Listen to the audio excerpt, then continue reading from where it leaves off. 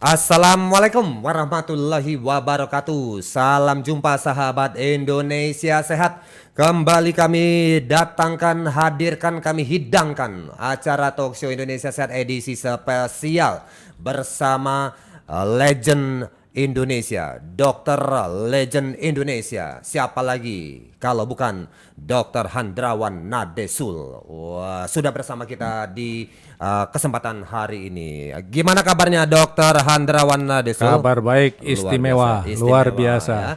Oke, tidak kalah legendnya dengan Dokter Handrawan. Rekan saya yang ganteng, ini ada Bung Pande. Gimana Bung Pande? Alhamdulillah baik Bung Hasan. Ini dia nih kalau Dan udah tidak kalah lagi dengan host legend kita, Hasan DJ. Gimana kabarnya Bung? dahsyat. Ya, ini nama edifikasi ya, Dok ya. Penting ini soalnya. Oke, ini kalau udah ngomong sama Bung Pande ini orang yang sangat kebapaan nih Pak Bu ya. Ini nggak jauh-jauh ini kalau kita menarik nih sama Bung Pande ini ngomongin masalah keluarga. Wah, karena Bung Pande ini pecinta keluarga. Soalnya kalau nggak merhatiin keluarga kan omel bini. Kalau dibilang kebapaan di forum ini nggak apa-apa, gitu tapi ya. nanti kita keluar jangan. Masih anak muda. Oke. Baik, ini kita akan bahas topik tentang keluarga nih, Ya. Bung Pande ya. Apa nih yang kita angkat hari ini? Keluarga, kesehatan keluarga ya. Ya. Di tengah gizi yang pas-pasan. Ya jadi problematika ya. Oke, baik, ini kalau hal ini Dokter Handrawan kita akan menyoroti profil keluarga di Indonesia nih Dokter ya. Ya kalau Iya. kita bicara keluarga ada ayah, ada ibu, ada anak. Ya, ini adalah komponen keluarga yang paling sederhana. Ini kalau yang keluarga Indonesia tradisi lain, Bung, ada kadang keponakan ikut di situ, ada lagi misan, ada lagi sepupu ya, ada juga ya. Tapi ini yang sederhana saja. Nah, kalau Bung Pande sendiri melihat Ya. problematika keluarga ini, Bung Pande, apa yang menjadi Anda yang pengen Anda perhatikan lebih dalam ini, Bung? Iya, keluarga ini kita bicara keluarga inti ya. Iya. Keluarga inti itu kan terdiri dari berbagai beberapa anggota keluarga. Ada ayah, ada bapak, ada Ya, ayah, ayah, ada bapak, ibu, Bu. ya, ada anak Iya. gitu ya. Nah, masing-masing ini meski mereka satu keluarga, pasti punya pemikiran, keinginan, kebiasaan masing-masing. Nggak mungkin sama, walaupun dilahirkan dari ibu gitu ya. Itu tidak bisa sama. Nah, yang sering kali jadi masalah itu adalah bagaimana menyamakan ataupun mengakomodir semua keinginan dari keluarga ini masing-masing kepala ini nih. Saya mau tidur jam 10, enggak, saya mau tidur jam 11, saya mau tidur jam 9. Nah, ini kan problema, itu hal kecil. Itu baru masalah jam tidur ya. Nah, itu belum lagi dan, yang lain. Iya, dan semua ini termasuk juga makanan segala macam. Ini semua juga berpengaruh, kalau kita tarik lebih luas, ini berpengaruh terhadap kesehatan keluarga tadi. Baik. Bagaimanapun ini akan berpengaruh. Yang tadinya dia kebiasaan tidur jam 9, akhirnya harus ngikut jadi tidur jam 11. Yang tadinya dia makannya misalnya cuma harus lengkap, tapi karena keterbatasan dia akhirnya harus kepangkas keinginannya. Ini kan semua berpengaruh gitu. Nah, ini yang menjadi problematika kita. Belum lagi jam kerja si bapak Nah, ya. itu. Karena kerja di BNI 46 Bung ini Bung, biasanya Bung. Gimana maksudnya? Pergi jam 4 balik jam 6. Nah, masih mending jam 6. Masih ada yang jam 9 Oh, Bung, ada ya? yang 10. Oh, ada jam 10. Iya. Nah, ini juga Problemnya juga. problem ya. Ya, rata-rata kan kalau orang kerja kan 8 jam. Ini bisa itu. sampai ada yang 12 jam ya ini tadi ya. Nah, ini juga problem. Belum lagi yang ibu-ibu yang di rumah ngurusin anak ya. Kadang masak ya, kadang kena cipratan minyak goreng lah, kadang masakan nggak enak, kena omel suami ya, macam-macam ya. Nah, Kita itu mau dia. menghargai istri, kita akhirnya harus makan di rumah untuk menghormati istri yang masak. Padahal Kita makan jam makanannya, 10. Besoknya ketemu sama dokter Handrawan dimarahin. Kenapa kamu makan jam 10? Nah, salah lagi kita Salah Bung. lagi. Itu dia. Kok harusnya kamu makan tuh jam 7. Nah, jam 7 masih di jalanan. Oke, ini Dokter Handrawan Nadesul ini Dok melihat problematika keluarga kita ini Dokter. Nah, Dokter senior bagaimana pengamatan Anda, Dok? Iya, kompleks ya. Jadi kalau saya dengar, saya amati dan pengalaman praktek saya kompleks ya, keluarga itu. Keluarga dibedakan keluarga inti tadi sudah disebut. Keluarga inti ayah, ibu, anak ya. Tapi Bung Hasan tadi sampaikan ada keluarga extended ya, kita sebut extended family. Di situ ada ipar, ada kakek, ada nenek. Ini punya problem sendiri-sendiri. Oke, kita batasi saja keluarga inti. Keluarga inti artinya kalau saya lihat masyarakat Indonesia itu 80% itu masyarakat pedesaan. Yang 20% menengah ke atas ya. Kita mau bicara yang 80% dah. Yang mereka hidupnya betul-betul secara ekonomi pas-pasan ya. Jadi kalau ekonomi pas-pasan itu dampaknya pada semua. Ibu berdampak, bapak berdampak, anak juga berdampak. Jadi keterbatasan ini mesti disiasati. Artinya apa? Kita dengar stunting ya. Stunting di Indonesia meningkat. Itu tidak semata-mata ketidakmampuan, bukan kepapaan, kemiskinan, tapi juga sebagian lebih karena ketidaktahuan. Jadi ignoransi itu pada masyarakat gizi kurang itu sebetulnya tidak sepenuhnya semata-mata karena kurang duit ya, kurang kecukupan, tapi lebih karena kurang pengetahuan. Saya mau sampaikan begini saja, sebetulnya untuk memenuhi kebutuhan gizi keluarga ya, itu proteinnya cukup ya, kita tahu menu seimbang itu karbohidrat 60%, protein 25%, selebihnya lemak, minyak 15%. Nah untuk memenuhi yang penting ini kan yang stunting itu karena kekurangan protein anak-anak itu. Nah kecukupan kebutuhan protein anak dari bayi itu kan 3 gram per kilogram berat badan. Artinya kalau 3 gram berarti anak balita itu kan 5 tahun itu kira-kira 18 kilo. Kalau 18 kilo kali 3 gram itu kira-kira 54 gram satu hari protein yang dia butuhkan. Kalau anak balita tidak tercapai 54 gram per hari, protein itu hewani dari ikan, daging, telur, nabati dari tahu, tempe, kacang-kacangan.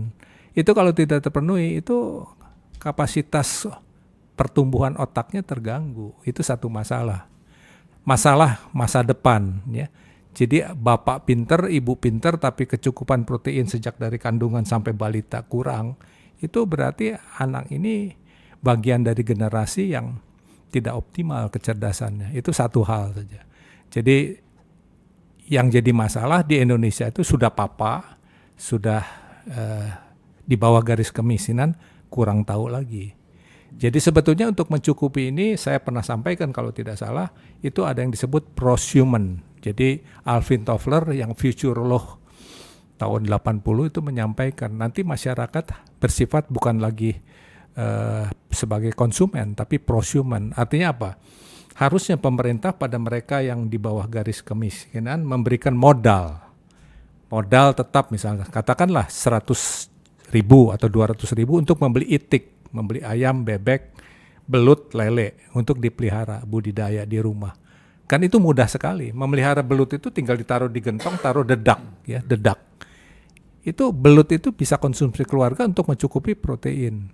Zaman saya sekolah dulu ada yang namanya bubuk ikan. Karena Indonesia produksi ikan berlebih, ikan dibikin bubuk ikan untuk mencukupi anak yang kekurangan gizi. Tapi itu sudah hilang setelah Pak Harto 3 kali pelita, itu sudah hilang. Sebetulnya bisa diangkat kembali.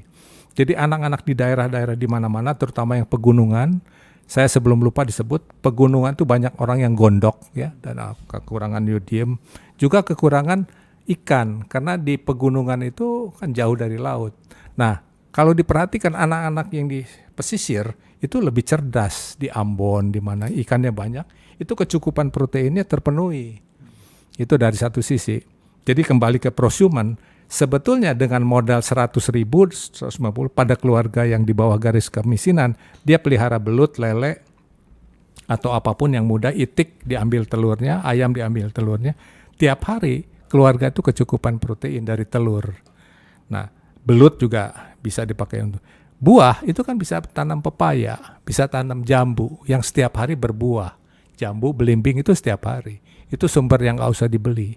Yang sumber lain adalah misalnya sayuran, itu hidroponik. Hidroponik kan mudah, setiap keluarga bisa diajarkan untuk menanam hidroponik. Jadi secara gizi, menu seimbang itu tercapai dengan harga yang murah. Yang jadi masalah, saya pernah waktu saya di puskesmas itu ke desa-desa terpencil, mereka tidak tahu karena tidak diarahkan seperti pertanian.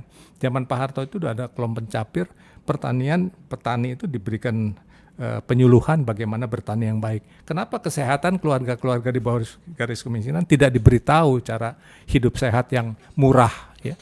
Nah, saya pernah tawarkan bagaimana setiap keluarga itu prosumen, memproduksi kebutuhan sendiri secara mandiri. Prosumen itu yang sudah diramalkan tahun 80 oleh Alfred Toffler. Nah, jadi artinya apa? Artinya apa? Gizi itu tidak harus mahal. Jadi makanan bergizi tidak harus makanan mewah dan mahal. Barangkali makanan mewah yang mahal itu belum tentu bergizi. Karena sifatnya terlalu banyak bumbu penyedap. Tapi yang alamiah saya sebutkan itu yang dari alam. Kita pelihara belut, kita pelihara lele, kita pelihara ayam untuk diambil telurnya. Itu kan murah. Ya, dan itu bergizi. Saya mau tanya sama Bung Pandi Kroso ini. Bung Pandi kan lulusan dari IPB ini ya. Apakah memungkinkan Bung masyarakat kita menanam, memelihara tadi yang disarankan oleh Dr. Hendrawan ini Bung Pandi? Iya, untuk tadi ya, dokter tadi menyampaikan bahwa masyarakat kita kan 80% itu di pedesaan. Ya. Artinya sangat memungkinkan. Kalau yang di kota mungkin agak sedikit masalah. Ya. Tapi untuk golongan 80% tadi sangat memungkinkan. ya. Dengan Kalau kita misalnya sama seperti Bung Hasan, kalau pergi ke kampung nggak usah pakai tong. Ya. Mau satu kolam juga bisa mau beternak ikan. Ya. Pengennya belut Bung saya Bung. Belut itu agak susah Bung kalau di geli. kolam. Iya. Itu memang harus ada wadahnya. Kalau enggak hilang terus itu belut. Gitu. Jadi sebenarnya sangat memungkinkan sangat sebenarnya, memungkinkan. Tinggal bagaimana pemerintah mendorong itu aja sebenarnya. Wah, ini sebenarnya harus bisa buat Bapak Ibu yang mendengarkan di daerah apa yang disampaikan saran dokter tadi pengamatan dari Bung Pandi juga ini sangat memungkinkan ya. Dan ini bisa diwujudkan ini untuk betul. keluarga memenuhi gizi keluarga Bapak Ibu ya. Menanam sendiri, memelihara sumber protein dok ya dengan tadi dokter contohkan belut, ikan tadi dok ya, lele ya Pak Bu ya. Nah silakan ini ya.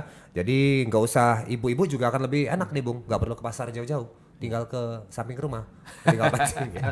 Untuk mau buah tinggal petik. Saya gitu tadi ya. tertarik dengan masalah stunting tadi karena kekurangan protein. Mungkin dokter kalau coba kita kita ibaratkan dengan makanan tadi kebutuhan protein untuk anak-anak tadi. Ini kira-kira dengan sekitar 50 gram satu hari itu protein. Kalau misalnya kita buat dalam bentuk tahu atau tempe atau telur, ini kira-kira butuh berapa dok? Iya, sebetulnya anak itu sampai balita 1 telur, 1 potong tahu, tempe itu mencukupi. 1 hari? 1 hari. Oke. Nah itu makanya kalau kita pelihara ayam untuk diambil telurnya itu kan mencukupi. Belut itu juga bisa mencukupi. Karena belut itu tahan ya, pemeliharaan saya tidak tahu. Tapi pengalaman saya di puskesmas dulu saya pernah coba ada proyek proyek percontohan itu bisa berlangsung gitu. Jadi keluhan selama ini kan mereka uang saya tidak cukup, penghasilan pendapatan tiap bulan tidak mencukupi untuk memenuhi gizi. Nah ini proyek pemerintah perbaikan gizi keluarga, kan ada program perbaikan gizi keluarga. Itu tidak pernah selesai sampai sekarang. Karena ini tidak diselesaikan secara ekonomi gitu. Pemerintah hanya memberikan ikan, tidak memberikan kail. Harusnya dengan yang saya sebutkan tadi, kita memberikan kail supaya dia kreatif. Dengan adanya modal dasar itu, kecukupan gizi seterusnya akan terpenuhi. Tapi kalau pemberian makanan tambahan, selama ini kan pemerintah memberikan sekian ratus miliar untuk memberikan susu. Setiap hari Jumat, anak-anak dikasih minum susu, dikasih kacang hijau. Setelah itu apa? Tidak ada. Itu tidak penyelesaian. Itu mana mungkin gizi diperbaiki dengan seminggu sekali diberikan susu. Tidak selesai. Itu yang saya pikir proyek yang sia-sia dan itu masih tetap dilaksanakan pemberian makanan tambahan anak sekolah. Ada itu. Setiap minggu diberikan susu. Saya kira itu buang-buangin. Daripada begitu uangnya berapa ratus miliar diberikan modal dasar untuk setiap keluarga tidak mampu. Supaya mereka memelihara ayam, itik, belut ya, diambil telurnya dan yang saya sampaikan tadi. Jadi kebutuhan minimal untuk kecukupan gizi terpenuhi dengan cara itu. Sambil memberikan penyuluhan, memasak yang sederhana pakai minyak kelapa misalnya. Saya harus sampaikan minyak kelapa itu lebih menyehatkan daripada minyak goreng yang ada saat ini. Pemerintah dan masyarakat minyak goreng itu kurang atau harga naik itu sepertinya bingung, panik. Jangan, harusnya kembali ke nenek moyang kita dulu, pakai minyak kelapa. Walaupun harganya tidak lebih murah, tapi lebih menyehatkan. Dan untuk di daerah ya kelapa juga banyak ya. Mestinya tentunya bisa ini bikin ya. sendiri dan diberikan penyuluhan bagaimana bikin minyak kelapa dari kelapa. Baik, ini didengar sama Menteri Kesehatan, sama Saya Menteri kira. ini dok, ini pernyataan dokter ini Ya. agar pemerintah memberikan sumber modal untuk masyarakat. Iya, memberikan kail ya. artinya, memberikan kail bukannya ikan. Oke, baik, kita kasih dulu kesempatan buat jamu tetes kita melintas ini.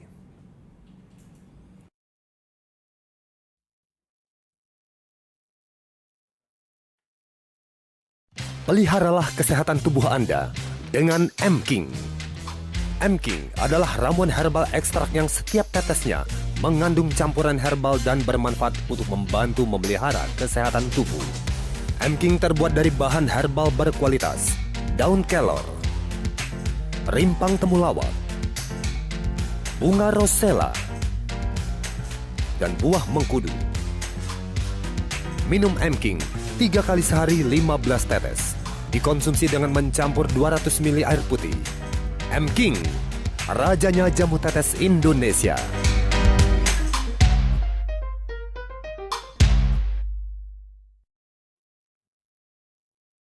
Melanjutkan lagi dialog kita hari ini ya dengan bahasan kesehatan keluarga, beragam peran di tengah gizi pas-pasan. Wah ya, tadi kita sudah menyoroti mengenai berbagai problematika ya keluarga ya, dan juga suplai gizinya tadi Bung Ade. Nah gimana Bung, Anda kalau ingat dulu waktu kecil Anda kan tinggal di daerah nih, apakah sudah tersuplai dengan asupan protein atau tadi itu yang disampaikan Dokter Handar? Karena Anda ini tubuh cerdas ini Bung Ade. Iya, rasanya kalau dibilang tercukupi mungkin enggak gitu ya.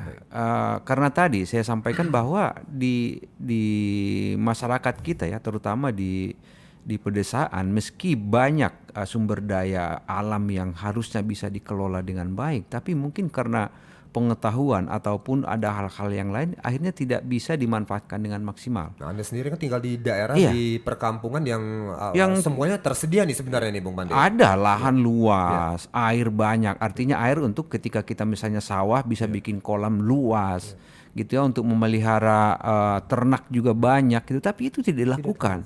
Dari sekian banyak keluarga itu terhitung dengan tangan aja, jari tangan aja yang memelihara ayam secara serius. Ya mungkin ada melihara ayam hanya 1-2 gitu ya. Itu kan tidak mungkin mencukupi. Termasuk ikan hanya sekedarnya Hobi, gitu. Hobi ya. Jadi yang saya alami juga ya tadi yang disampaikan Dokter Handrawan, untuk minum susu mungkin saya nggak tahu, nggak bisa sekali seminggu dok. Sekali setahun juga belum tentu. Kalaupun ada susu ya yang bukan susu itu, tapi kental manis itu, gitu. Jadi bukan susu, tapi kental manis yang dulu kita asosiasikan sebagai susu. Dan itu belum tentu sekali sebulan, gitu. Belum tentu dapat. Mungkin yang menjadi kelebihan kita adalah kita makan makanan yang mungkin jauh dari yang namanya pengawet, yang namanya penyedap, yang namanya pewarna. Mungkin itu jauh dari kita sehingga tidak banyak masuk zat-zat beracun ke dalam tubuh kita, walaupun kita konsumsinya nggak mencukupi. Oke, baik ya. Gitu. Untungnya Anda tinggal di pedalaman dari kota mana nih Bung? Anda Bung? Di Tapanuli Selatan Tapanuli ya? sana. Masih 8 jam lagi ya? Nih, Masih masuk 8 lagi. jam. Wow, Itu luar biasa ya, harus bisa. naik turun gunung segala macam. Ya. Ninja Hattori kalah ya, mendaki gunung menyeberangi laut ya. Baik, oke tadi ya. Jadi ini perhatian dokter tadi mengenai stunting untuk keluarga. Sampai saat ini bagaimana dok? Apakah ini masih terjadi ini dok? Oh, stunting sudah menurun. mulai Targetnya tahun ini 14%. Baik. Masih sekarang mungkin 20%-an. Nah ini target Pak Jokowi harus memang turun sampai 14%. Tapi masalahnya stunting itu ekstrim ya. Tapi yang rata-rata masalah di Indonesia adalah masalah ketidaktahuan dan ya kurangnya dorongan ya. Sebetulnya kalau Pemda misalnya kecamatan, kelurahan itu ibu PKK ya, kader-kader kesehatan, penyuluh-penyuluh keluarga berencana itu bisa membantu ya seperti ini. Cuman memang susah ya, dari dulu susah mengubah. NIP saya Depkes tapi suara saya kecil ya. Maka itu saya bercita-cita jadi menteri, maksudnya kebijakan itu bisa saya sampaikan. Kalau saya cuma ngomong walaupun di koran nggak didengar. Mudah-mudahan lewat siaran radio ini dok Ya, bisa terinspirasi saya lagi ya. berharap seperti Siapa tahu sahabat-sahabat radio kita di daerah yang justru menjadi motor penggeraknya Bung Mande, Ya. dokter Ya. ya. Oh, mendengar dari saran dokter, oke, kita bikin acara ini dok, kita kumpulin RT RW, kita coba wujudkan, misalnya miara bareng misalnya judulnya Bung. Ya paling tidak juga mitra kita yang menyiarkan radio ini paling acara Dialog ini ini, ya. kan didengarkan oleh para pendengarnya. Ya bisa saja akhirnya tergerak. Ya. Oh iya, ini kenapa enggak tidak, gitu ya? ya. Sangat memungkinkan Karena ya. seperti tadi untuk melihara lele gitu memang ada masanya waktu itu beberapa tahun lalu begitu banyak numbuh memelihara lele ataupun memelihara belut di tong sampah yang gede gitu. Itu kan suatu hal yang istilahnya mencoba memanfaatkan kondisi yang tidak memungkinkan untuk menggunakan lahan yang luas. Itu sebenarnya pesannya. Nah, bagaimana dengan di daerah tadi yang lahannya luas tapi nggak dimaksimalkan? Jadi ada keinginan yang tidak tersampaikan, ada sesuatu dorongan yang tidak sampai ke masyarakat kita. Atau informasi-informasi Nah, seperti ini Bung, yang itu tidak dia, sampai Bung betul. Mande. Mudah-mudahan lewat acara ini bisa tadi ya Nah, mencerahkan ya. betul. Misalnya ya Pak RT, Bu RT ya, Pak RW, Pak Kades ya Bung ya. Pak Lurah ya di daerah Bung ya. Bisa ini mungkin bisa mulai dari sana. Kayaknya ya. lagi pada nggak ada, Bu. Oh, pilkada Bung. Iya. Dokter Handalan tahu nggak dok beda pilkada dengan pilkabe dok? Ada, ya. Tahu ya dok ya? Kalau pilkada itu Bung Bande ya sama pilkabe. Kalau pilkabe itu kalau lupa dia tuh jadi. Kalau lupa jadi. Jadi itu pilkabe Bung. Jadi nggak boleh lupa kalau Oke. pilkabe. Kalau pilkada. Kalau jadi dia lupa. Kalau jadi dia lupa. Oh iya. Janji-janjinya Bung Oke. Bande. Ya mudah-mudahan nggak lupa lewat siaran ini kita ingetin. Oke. Dan Oke. nanti dipanggil sama Iya. ini nanti. Oke, ini ada tentang tadi yang disoroti dokter adalah gizi keluarga ya. Ini dalam hal ini anak. Jadi sayang sekali kalau anak bapaknya cerdas, ibunya cerdas, si anak harusnya cerdas ini dok. Mestinya. Cuman kalau tidak dikasih gizi yang Cukup. bagus, dia nggak jadi cerdas. Wah, padahal bibitnya udah bibit bagus ini. Dan masalah gizi nggak juga harus fokus ke anak, Bung. Bapaknya yang bekerja seharian juga perlu. Nyari duit, Iya, bangun jangan- pagi, pulang malam Bung. Coba. Ini kayak kita banget ya Bung. Ini jadi curhat ya. Gimana dok ini dok? Kita ini dok, bapak-bapak ini loh dok. Aduh. Iya. Ya betul, standar tetap menu seimbang ya untuk bapak, untuk ibu sama ya. Cuma masalahnya tidak ada keinginan untuk berusaha mandiri secara gizi. Jadi sebetulnya yang sehat itu ada di dapur. Jadi ini beban pada ibu barangkali ya. Jadi kalau mau hemat dan bergizi itu masak sendiri. Jadi bapak ke kantor tempat kerja itu bawa bekal dari rumah yang dimasak oleh ibu. Nah sekarang kesediaan ibu apakah mau bersusah-susah untuk lebih sehat dan lebih hemat? Karena bagaimanapun kalau masak sendiri itu lebih menyehatkan dan lebih hemat tentu saja. Nah kerugian beli di luar yaitu kan kita tahu bahwa bahannya tidak jelas, minyaknya tidak jelas, penyedap dan sebagainya. Jadi saya sih sarankan kembali lagi penyuluhan untuk keluarga yang biasanya oleh kader KB itu perbaikan gizi keluarga itu diberikan penyuluhan. Bagaimana memasak yang sederhana, murah tapi bergizi. Jadi gizi itu, makan itu tidak semata-mata kenyang. Itu satu. Ya. Jadi kenyang saja belum tentu menyehatkan. Porsinya cukup, kualitasnya beragam. Nah, yang sering terjadi adalah asal kenyang saja. Itu yang kita sebut monodiet ya. Jadi orang kita secara praktis karena kesibukan termasuk bapak gitu itu kan jamnya kerja sangat padat. Jadi makan pun instan. Jadi secukupnya, seadanya yang diperoleh secara instan dan itu tidak menyehatkan. Apalagi maaf mie instan begitu setiap hari hampir tidak ada hari tanpa mie instan itu tidak cukup. Karena harusnya kalau menu seimbang mencukupi kebutuhan gizi tubuh kita itu mesti 3-4 macam. 3-4 macam bukan berarti mewah kan. Ada tumis ya, ada masakan kacang, lodeh, sayur asam itu baru bisa mencukupi. Dan itu tidak mahal kalau dilakukan sendiri. Cuman masalahnya ibu-ibu tergerak nggak untuk supaya mendapat menyehatkan dan hemat, lebih menghemat, dan anak-anak juga tercukupi. Kalau sekolah dibawakan bekal, tidak jajan di kantin, uang pengeluaran untuk jajan itu lebih bisa dihemat kalau ibu membawakan bekal. Bekal itu apa? Ubi rebus, ya, ketela rebus, talas rebus. Nah, ini ketawa kan? Gitu dong. Nah, ketawa kan? Nah, saya sebut itu karena jajanan sekarang itu tidak menyatu, keripik-keripik. Saya sedih dengarnya. Nah, saya mesti sebut orang-orang kota yang sadar hidup sehat. Kalau Anda ke supermarket, itu makanan-makanan kacang rebus itu muncul karena menengah ke atas itu mulai sadar yang sehat itu yang rebus-rebus. Nah, anak-anak diajarkan dari kecil semua makanan rebusan. Zaman saya kecil ubi rebus, pisang rebus, ya, kacang rebus, ada tales, dan Jagung kita rebus gitu. kaya sekali dengan itu. Dan itu menyehatkan daripada jajanan yang kita jelas. Keripik itu tanpa sadar kita menelan zat kanker, karsinogenik. Karena karbohidrat yang dipanaskan dengan panas tinggi dan tekanan tinggi itu karsinogenik. Termasuk jagung korn kayak gitu. Kita masih bebas. Sekaligus anak dilatih, diajarkan bahwa makan itu dengan kepala, bukan dengan hati. Asal enak kita makan, belum tentu. Harusnya diajarkan, oh ini menyehatkan, ini tidak. Dari kecil. Nah, untuk itu penyuluhan pada setiap keluarga. Sekali lagi masalah di Indonesia kekurangan gizi separuh karena ignoransi, ketidaktahuan. Separuh karena memang kemiskinan. Jadi jangan salahkan kemiskinan kalau ada stunting. Penyuluhannya kurang, edukasinya kurang.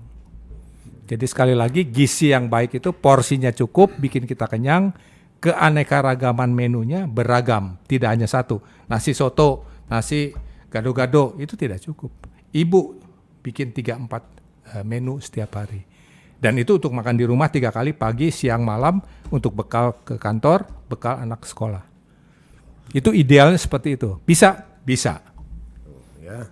Ini ibu-ibu yang dengar kata dokternya ini gara-gara dokter Handra aku jadi repot nih. Repot. Aku mau skincarean dok ini kapan Mau lulu- TikTokan. mau TikTok mau luluran ini gara-gara dokter bilang begini ya paksa masak ini kan gitu Bung Made. Gimana Bung Anda melihat ini Bung? Bisa ini terwujud ya di keluarga-keluarga ini peran ibu lebih maksimal lagi dalam apa yang ibu nggak bisa masak kan repot ini Bung. Iya, rasanya pasti ada konsekuensi gitu ya. Kalau memang sekarang kan tidak bukan hal yang aneh ketika misalnya suami istri itu bekerja. Ya. Tapi juga sebenarnya meski ada suami istri bekerja, biasanya kan ada juga yang bantuin di rumah. Sebenarnya kan tinggal memanage aja, mengatur aja gitu. Sebenarnya lebih ke situ. Jadi kalau dibilang bisa nggak ya bisa. Bisa ya, sangat bisa ya. Bisa gitu. Meski nggak mesti harus istri yang masak, tapi kan peran itu masih bisa digantikan yang lain. Asalkan tetap tadi menunya tadi itu benar-benar harus dijaga. Nah ini peran jamu tetes kita gimana Bung untuk menutupi celah ini Bung Pande? Nah ini dia. Ini tadi kan dokter menyampaikan makan itu tidak asal kenyang, gitu ya. Butuh yang namanya nutrisi. Tapi seringkali kita memang masih makan itu lebih kepada bagaimana supaya kenyang, nyaman bekerja. Nah, bagaimana untuk mensiasatinya supaya kebutuhan nutrisinya itu tercukupi? Maka tentu butuh asupan yang lain. Nah, asupan ini tentu bisa kita dapatkan dari jamu tetes kita, Bung. Dengan berbagai macam herbal tadi, kaya vitamin, kaya mineral gitu ya. Ini tentu menjadi suatu asupan yang baik untuk membantu menjaga kesehatan kita. Karena tadi apa? Karena dia menyediakan nutrisi yang dibutuhkan tubuh kita tadi. Gitu. Ini ibu-ibu yang tadi yang sempat panik dengar saran Agak dokter enak Sud. nih. Nah, ini agak lega nih dengar ada info Agak- jamu tetes yang bisa dikonsumsi kapanpun dimanapun. Tapi nanti jangan juga pas bapaknya nanya bekal ke kantor mana? Cuma jamu tetes. Ya jangan juga. Salah lagi. Aduh. Oke ya buat Bapak Ibu ya, jangan lupa jamu tetesnya sudah tersedia di radio-radio tempat Anda mendengarkan siaran ini. Nanti kita akan lanjutkan lagi pada bagian yang kedua. Bahasan kita masih seputar kesehatan keluarga di tengah dengan beragam peran di tengah gizi pas-pasan. Kita akan soroti lebih dalam pada bagian yang kedua. Jangan lupa jamu tetesnya diminum secara rutin.